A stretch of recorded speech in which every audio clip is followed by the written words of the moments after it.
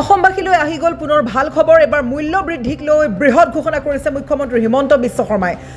হ্ৰাস পাবলৈ গৈ আছে মূল্য বৃদ্ধি, শীঘ্ৰে হ্ৰাস পাব বস্তুৰ মূল্য। যুদ্ধ শেষ হ'লেই বয় বস্তুৰ দাম কমিব আৰু পশ্চিম এছিয়াৰ যুদ্ধ পৰিস্থিতিৰ সমাপ্তি হ'লেই আগৰ পৰিৱেশ ঘূৰি আহিবলৈ গৈ আছে। কোনো ব্যৱসায় এতিয়া ক'তো চোৰাং ব্যৱসায় কৰিব নোৱাৰিব, কোনো ব্যৱসায় অতিৰিক্তভাৱে দাম ল'ব নোৱাৰিব। কিছু কিছু ক্ষেত্ৰতহে অলপমান পৰিৱৰ্তন হৈছে, মন্তব্য কৰিছে মুখ্যমন্ত্ৰী হিমন্ত বিশ্ব শৰ্মাই। অসমবাসীলৈ আহি গ'ল ভাল খবৰ। বস্তুৰ মূল্য বৃদ্ধিক লৈ যিটো চিন্তাত পৰিছিলে ৰাজ্যবাসী, কিন্তু এতিয়া আছে ভাল খবৰ। অতি শীঘ্ৰেই দাম কমিবলৈ গৈ আছে সকলো বস্তুৰ। যিটো ৰাজ্যবাসীয়ে জ্বলা খাই গৈছিল, পেট্ৰল ডিজেলৰ পৰা আৰম্ভ কৰি কণীৰ পৰা আৰম্ভ কৰি গাখীৰলৈকে প্ৰত্যেকটো বস্তুতেই দাম বৃদ্ধি হোৱা দেখিবলৈ পোৱা গৈছিলে। আৰু এয়া সাধাৰণ ৰাইজৰ ওপৰত এক প্ৰকাৰ ৰাম টাঙোন বুলি ব্যাখ্যা কৰা হৈছিলে। সাধাৰণ শ্ৰেণীৰ বাবে অতিকৈ চিন্তাৰ বিষয় হৈ পৰিছিলে যে কেনেকৈ পৰিশোধ কৰিব বস্তুৰ দাম। কিন্তু তেনে মুহূৰ্তত মুখ্যমন্ত্ৰী হিমন্ত বিশ্ব শৰ্মাই দিছে ভাল খবৰ। মূল্য বৃদ্ধিক লৈ ডাঙৰ ঘোষণা কৰিলে ৰাজ্যৰ মুখ্যমন্ত্ৰীগৰাকীয়ে। দ্বিতীয়বাৰলৈ মুখ্যমন্ত্ৰীৰ দায়িত্ব লৈ ভাল খবৰ কঢ়িয়াই আনিছে মুখ্যমন্ত্ৰীগৰাকীয়ে। শীঘ্ৰেই হ্ৰাস পাবলৈ গৈ আছে বস্তুৰ মূল্য। যুদ্ধ শেষ হ'লেই বয় বস্তুৰ দাম কমিবলৈ গৈ আছে। যিহেতু পশ্চিম এছিয়াত যুদ্ধৰ পৰিস্থিতি অতি ভয়ানক হৈ দেখিবলৈ পোৱা গৈছে। মধ্যপ্ৰাচ্যৰ পৰা আৰম্ভ কৰি পশ্চিম এছিয়া সকলোতেই যুদ্ধৰ প্ৰভাৱ পৰিছে। ইৰাণ, ইজৰাইল, আমেৰিকাৰ যুদ্ধৰ মাজতেই ভাৰতবৰ্ষতো ইয়াৰ প্ৰভাৱ পৰা দেখিবলৈ পোৱা গৈছিলে। তেনে মুহূৰ্তত পশ্চিম এছিয়াৰ যুদ্ধ পৰিস্থিতিৰ সমাপ্তি হ'লেই পুনৰ সেই আগৰ পৰিৱেশ ঘূৰি আহিব, পুনৰ বস্তুৰ মূল্য কমি যাব। কোনো ব্যৱসায়ীয়ে ক'তো চোৰাং ব্যৱসায় কৰিব নোৱাৰিব বা কোনো ব্যৱসায়ীয়ে অতিৰিক্তভাৱে দাম ল'ব নোৱাৰিব। যদি কোনো দোকানীয়ে অতিৰিক্তভাৱে দাম লয়, আপুনি শীঘ্ৰে অভিযোগ দাখিল কৰিব পাৰিব আৰু সেই অভিযোগৰ ভিত্তিত ব্যৱসায়ীজনে কঠোৰ শাস্তিৰ সন্মুখীন লগা হ'ব পাৰে। কিছু কিছু ক্ষেত্ৰতহে অলপমান পৰিৱৰ্তন হৈছে, মন্তব্য কৰিছে মুখ্যমন্ত্ৰী হিমন্ত বিশ্ব শৰ্মাই। গতিকে অসমবাসীলৈ আহি গৈছে ভাল খবৰটো। অতি শীঘ্ৰে হ্ৰাস পাবলৈ গৈ আছে বস্তুৰ মূল্য বৃদ্ধিক লৈ বৃহৎ ঘোষণা মুখ্যমন্ত্ৰী হিমন্ত বিশ্ব শৰ্মাই। এই মুহূৰ্তত মুখ্যমন্ত্ৰীগৰাকীয়ে বস্তুৰ মূল্য বৃদ্ধিক লৈ কি ঘোষণা কৰিছে এবাৰ শুনো আহক। মই ভাবোঁ যে পেট্ৰল ডিজেলৰ দাম বৃদ্ধি এটা সাময়িক ঘটনা আৰু যিদিনাখনে এই যুদ্ধৰ পৰিসমাপ্তি ঘটিব, আমি পুৰণি পৰ্যায়লৈ নিশ্চিতভাৱে উভতি যাব পাৰিম।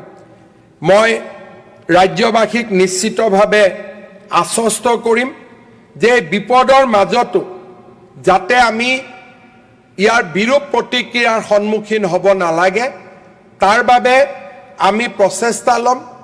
ইতিমধ্যে আমাৰ চৰকাৰক মিতব্যয়িতাৰ বাবে, অষ্টেৰিটিৰ বাবে আমি কেইবাটাও ব্যৱস্থা গ্ৰহণ কৰিছোঁ। আৰু মই ভাবোঁ যে অনাগত দিনত, বিশেষকৈ বাজেট অনাৰ সময়ত আমি আৰু মিতব্যয়িতাৰ দিশেৰে গতি কৰিম, যাতে আমি সঞ্চয় কৰা পুঁজিৰে আমি ৰাজ্যৰ জনতাক আমি নিশ্চিতভাৱে সকাহ দিব পাৰোঁ। বাজেটৰ সময়ত দেশৰ পৰিৱেশৰ লগত লগ লাগি আমিও প্ৰচেষ্টা কৰিম যাতে আমাৰ ৰাজ্যৰ জনতাক আমি সকাহ দিব পাৰোঁ। মূল্য বৃদ্ধিৰ বিষয়টো ইয়াত আলোচনা হৈছিলে। ইতিমধ্যে আমি প্ৰাইচ মনিটৰিং মেকানিজিম কৰিছোঁ। সদনক মই জনাব খুজিছোঁ যে আমি 20 মাৰ্চ 2026 বয় বস্তুৰ যি দাম আছিল তাৰ লগত আমি তুলনা কৰি ক'তো যাতে চোৰাং ব্যৱসায় হ'ব নোৱাৰে, কোনো ব্যৱসায়ীয়ে যাতে অতিৰিক্তভাৱে দাম ল'ব নোৱাৰে, তাৰ বাবে আমি কাম কৰি আছোঁ। আৰু কিছু কিছু ক্ষেত্ৰত আমি অকণমান পৰিৱৰ্তনো দেখা পাইছোঁ। যেনেকৈ আমাৰ ৰাজ্যত 20 মাৰ্চ 2026 চাউলৰ দাম 37 টকা 75 পইচা আছিলে এভাৰেজ ৰিটেইল প্ৰাইচ, এতিয়া 37 টকা 82 পইচা হৈছে। মুগ দালত 108 টকা 21 পইচা আছিলে, এতিয়া 108 টকা 93 পইচা হৈছে। মচুৰ দালত 88.83 টকা আছিলে, এতিয়া প্ৰায় 4 টকা বাঢ়িছে, 89.75 পইচালৈকে গৈছেগৈ। চেনিত 48.5 টকা আছিলে, এতিয়া 48 টকা 70 পইচা হৈছে। কম বেছি পৰিমাণে ডেফিনেটলি মূল্যৰ অকণমান পৰিৱৰ্তন হৈছে, কিন্তু অসমত এতিয়াও অত্যাৱশ্যকীয় সামগ্ৰীৰ ব্যাপক প্ৰভাৱ পৰা নাই। কিন্তু বৰ্তমান পেট্ৰল ডিজেলৰ দাম বৃদ্ধিৰ পিছত কিছু যে প্ৰভাৱ নপৰিব তাকো মই নিশ্চিতভাৱে ডিনায়ো কৰিব বিচৰা নাই। কিন্তু চৰকাৰে আমি সকলো ক্ষেত্ৰতে সজাগ হৈ থাকিম, সচেতন হৈ থাকিম।